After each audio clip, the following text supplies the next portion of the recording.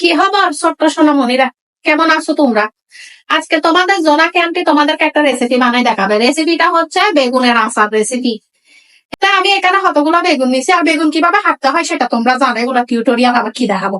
তো বেগুন গুলো হাঁটিয়ে ফেলছি। এরপরে জোনাকি আন্টি ফেরাই ফেনে হরগো তেল দিয়ে দিব।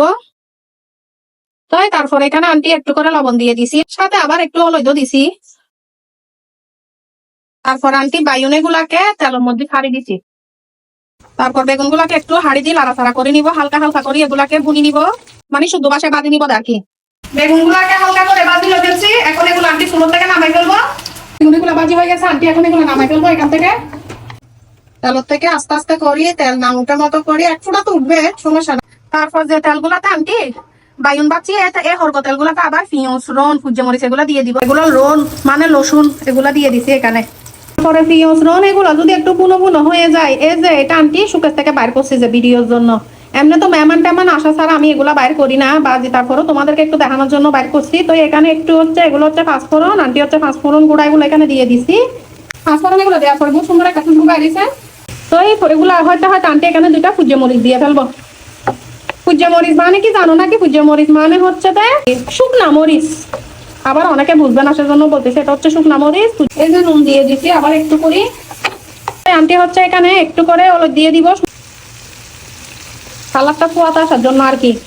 তারপরে সাথে দিয়ে দিব একটু মিক্স ধনিয়া মশলা। এখানে একটু কষাইতে দিব আন্টি, একটু করে পানি দিয়ে দিচ্ছি এখানে। তারপরে এখানে আন্টি একটু করে চিনি দিয়ে দিব, কারণ আচারের মধ্যে একটু চিনি না দিলে হয় না, এজন্য একটু করে চিনি দিয়ে দিছি।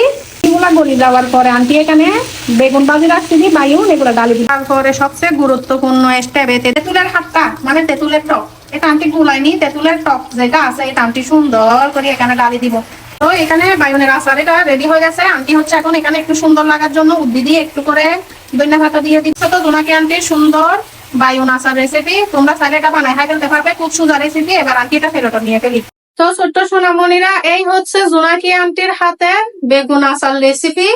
আপনারা ঘরে বানাই ফেলতে পারবেন, এটা আপনারা গরম গরম ভাত দি সেই মজা করে খাইতে পারবেন। কেমন হয়েছে জানাবেন সবাই। আর জোনাকি আন্টির রেসিপি দেখে যদি কেউ বানায় থাকে, জোনাকি আন্টিকে একটু বলিয়েন, আন্টি খুশি হব। আপনারা সবাই ভালো থাকবেন। আসসালামু আলাইকুম। আল্লাহর শুরু।